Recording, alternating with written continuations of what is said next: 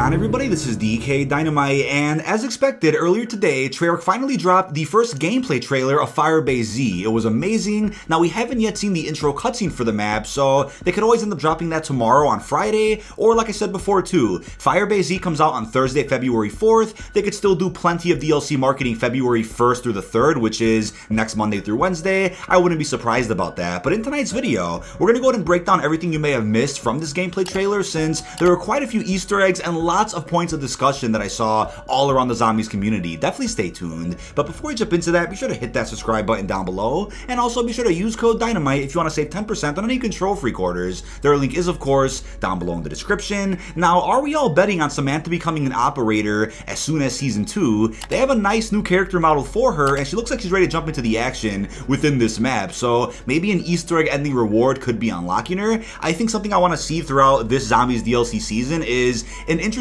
variety of rewards by completing Easter eggs, right? I mean, the rewards or the ending cutscenes won't make or break the maps for me, but I think seeing something different, wouldn't be a bad idea. Unlocking a cool operator to play as Samantha. Maybe we'll see a similar character unlock to some of the other operators we have in game, where maybe you have to do the Easter egg 3 times to unlock her. Something challenging like that would be cool. But we then get a better look at Ravenov, who is a character I presumed was dead based on the teaser intel we got a couple of days ago. There was blood on one of the actual pictures that features Ravenov, so I'm like, maybe the spy ended up getting caught and got killed, but no, he's still alive. So now I'm wondering, will he be some type of civil protector-like character on this map where he can come around and kill zombies for us? Or maybe we go up to him as a bit of a reward station, maybe he's holding rewards for us, or we have to hold square on him to unlock other Easter egg steps. I wonder what type of role he's going to have in the actual gameplay, but I'm sure he'll of course talk to us through intel and through the radio comms, similar to how Weaver and some other people talk to us over on the Machina. So yeah, I wonder how loyal he really is. I mean, Samantha has trust in him, but I don't think Weaver really does, and we'll talk about that in a second. But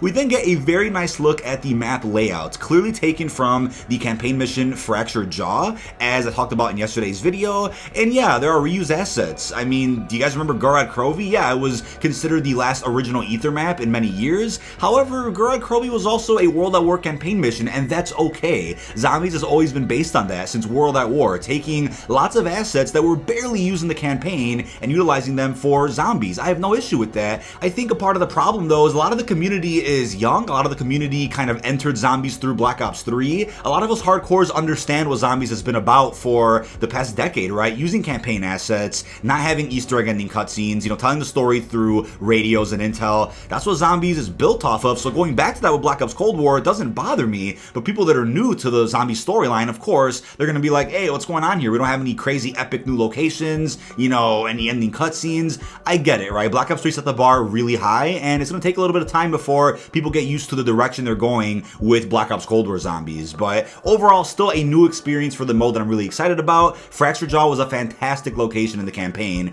The only thing I probably would have wanted is to see that ripcord base on top of the mountain be utilized in Firebase Z. That is still a possibility through the Easter egg, of course, but as of right now, it's just a village that we had at the beginning of that mission. We also got to look at what looks like a Ray from Blackout ported here into zombies, of course visually upgraded to fit Vietnam. A lot of people missed out on Blackout, so only us hardcores will probably recognize the layout from Blackout, but guess what? Array was never remastered more than one time, so I don't mind this at all. We've never really seen a remaster of Array, not even in multiplayer, just a little portion in Blackout, so bringing that into zombies is pretty interesting. I mean, again, if you're tired of remasters and you played a lot of Blackout and you somehow dropped Array every game, then I guess I can get your frustration with this, but stop nitpicking everything. I mean, give this a chance.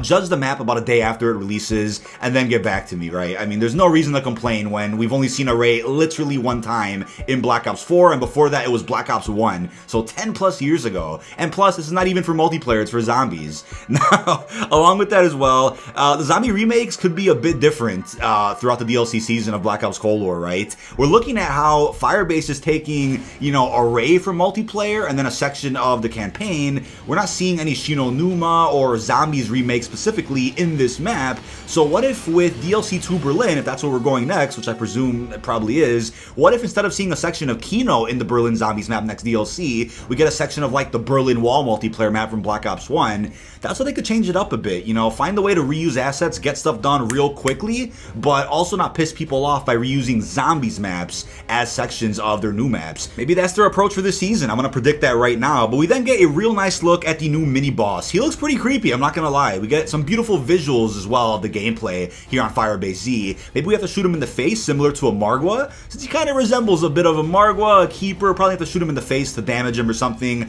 He looks pretty badass. Hopefully not too overpowered where it's gonna frustrate the entire zombies community. But now we have a wonderful look at, and no pun intended, the Wonder weapon here on Firebase Z. You got it from the mystery box. Has a real common multiplayer scope on it and shoots kind of like a Sliquifier. So it does look pretty badass, I'm not gonna lie. It looks like you can keep shooting charged shots for a continuous blast radius, but let's wait till we actually use the weapon ourselves to judge it. Now, when I look at this weapon though, I'm like, alright, that is the same Mastercraft looking weapon that we thought was gonna be in a store bundle, not the Wonder weapon. We gotta look at that a couple of weeks back in the Season 1 Reloaded roadmap, so I'm like, alright, that kind of threw us off by surprise, but you know what? That blog post about Season 1 Reloaded did mention we were gonna end up seeing zombie skins and bundles come to the shop in the future, so maybe they'll also make this a Mastercraft for an AK-47? I mean, I wouldn't doubt that, but this is the current Wonder weapon on the map itself. Sure, there could be other Wonder weapons as well that we don't know about, but I want to go back to an earlier point that I made a couple of weeks back. The Die Wonder weapon on D Machina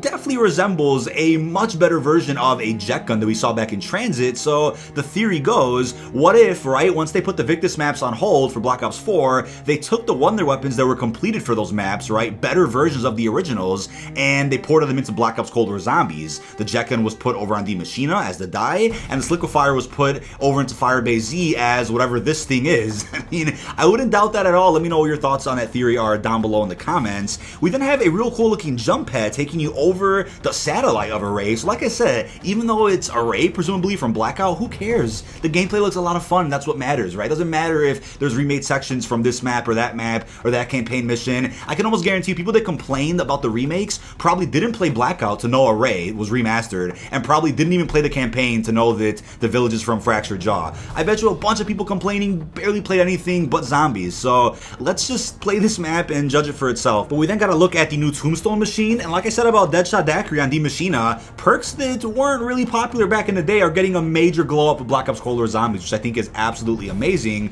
We also gotta look at what looks like the Napalm strike in action here on Firebase Z. As they confirmed previously, we are getting more kill streaks added to zombies over the course of the DLC season. We then get a look at the Russian Mangler. So one thing I'll say about this is that there was a calling card that was supposed to be in Black Ops Cold War Zombies a little while back, and I'm not going to show it on screen for obvious reasons, but the calling card essentially showed a bunch of mini bosses for Black Ops Cold War Zombies. It showed the heavy zombies, the regular zombies, even showed a Mangler, and randomly that calling card was updated and it removed the Mangler, presumably because it was a spoiler for DLC 1, and the calling card's still in the game right now, it just doesn't have the Russian Mangler on it. So this goes back to a point I made months back that when I received early information about Black Ops Cold War Zombies, there either were going to be lots of other mini bosses on D Machina, or all those mini bosses were going to just be on Firebase Z, and what do you know, Firebase Z was going to be a launch map at one point in time, but now that they pushed it back to DLC 1, this is probably a much better map than it originally was a couple of months ago. Now, also let me know in the comments, what other enemies do you want to see return from past Ether maps?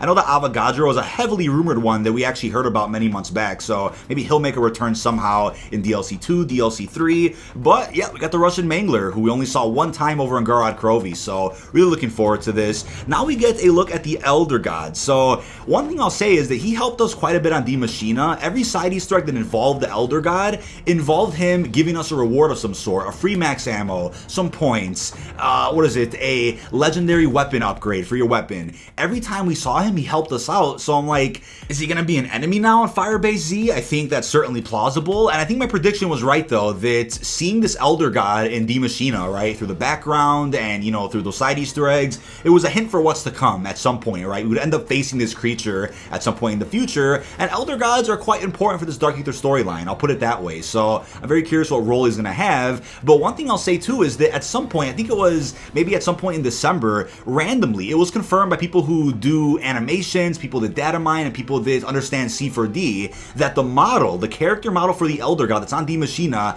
got updated by Treyarch literally a month and a half or so after the launch of the game, and we're like, why would they do that if you could barely see him as it is on the map? And we know the reason now, right? They put him over in DLC 1. Now when it comes to Revanov, right, will he betray us? The intel about him mentions how loyal he is to his country, which I found ironic because he's actually a spy in the Omega Group betraying his country to give Samantha intel. But based on how Weaver sounds at the end of this little trailer here, what if Revanov Revenoff does betray us at some point during the Easter egg, something bad happens, evil Samantha comes out, so Weaver has to try to bring Samantha back to reality, who knows, but Weaver is threatening Revenoff here. He threatens to kill him himself if anything happens to Samantha. So, I mean, I don't know. We don't know if Revenoff could be trusted. We could definitely tell this probably isn't Eddie or whatever was rumored a couple of days back. Revenoff is a new character here in this Dark Ether storyline. So, let's see. Will Weaver end up killing him? Does he have a thing for Sam? They're gonna hook up? I mean, lots of possibilities with the Dark Ether storyline, but that is about it. This has been dkdynamite. Leave all your thoughts down below in the comment section. Also, let me know, did I point anything out that you guys may have missed when you first watched the gameplay trailer, and did you point anything out that I may have missed in this video?